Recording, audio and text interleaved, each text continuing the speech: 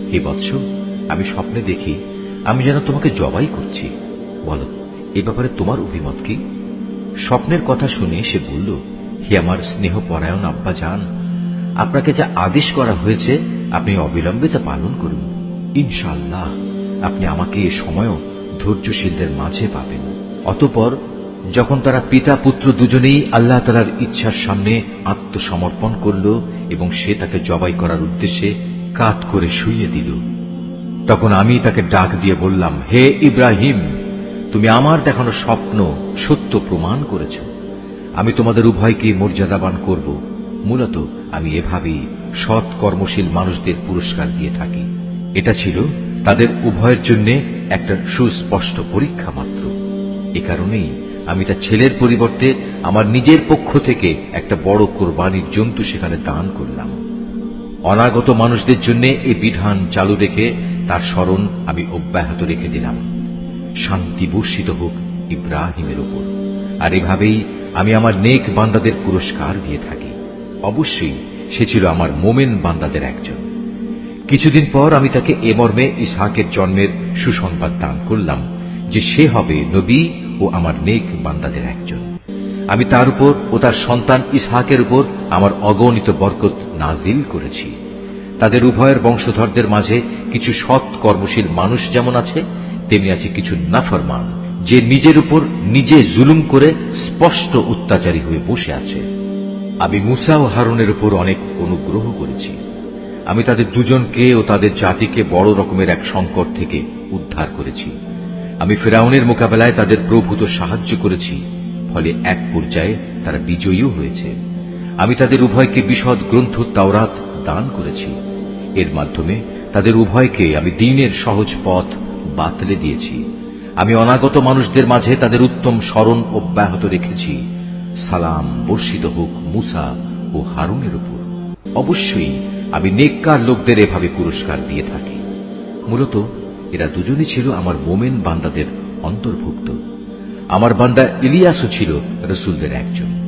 যখন সে তার জাতিকে ডেকে বলেছিল, তোমরা কি আল্লাহ তাআলাকে ভয় করবে না? তোমরা কি বাল দেবতাকেই ডাকতে থাকবে? আল্লাহ তাআলা যিনি শ্রেষ্ঠ স্রষ্টা, তাকে এভাবেই পরিত্যাগ করবে? আল্লাহ তাআলা যিনি তোমাদের মালিক তোমাদের পূর্ববর্তী বাপ দাদাদেরও। কিন্তু তারা তাকে মিথ্যাবাদী সাব্যস্ত করল। কাজেই অতঃপর তাদের অবশ্যই দণ্ড ভোগ করার জন্য হাজির করা হবে। তবে আল্লাহ তাআলার নিষ্ঠাবান বান্দাদের কথা আলাদা। আমি অনাগত মানুষদের মধ্যে তার উত্তম স্মরণ বাকি রেখে দিয়েছি। সালাম বর্ষিত হোক ইলিয়াসপন্থী নেক বান্দাদের উপর। তাদের স্মরণ অব্যাহত রেখে আমি এভাবেই সৎ কর্মপরায়ণ মানুষদের পুরস্কার দিয়ে থাকি। অবশ্যই সে ছিল আমার নেক বান্দাদের মধ্যে একজন। নিঃসন্দেহে লূতও ছিল রসুলদের একজন।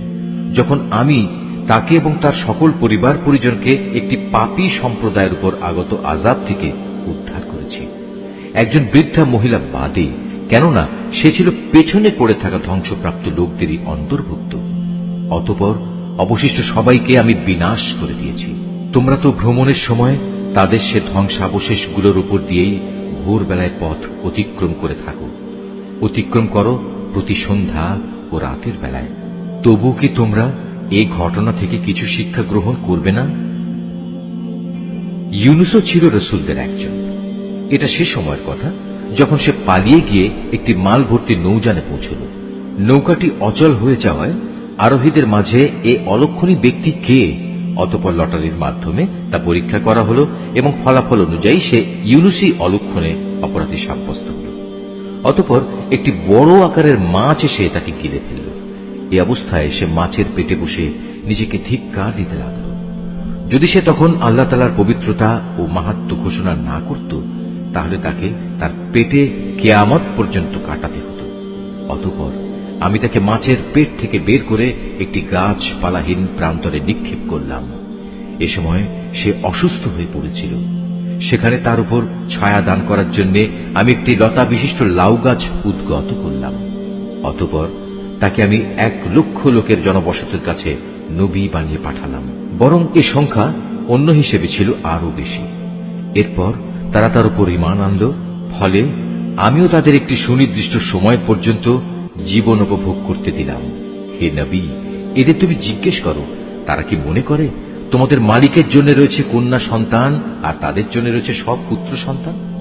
আমি কি ফেরেশতাদের মহিলা করে বানিয়েছিলাম এবং বানাবার সময় তারা কি সেখানে উপস্থিত ছিল?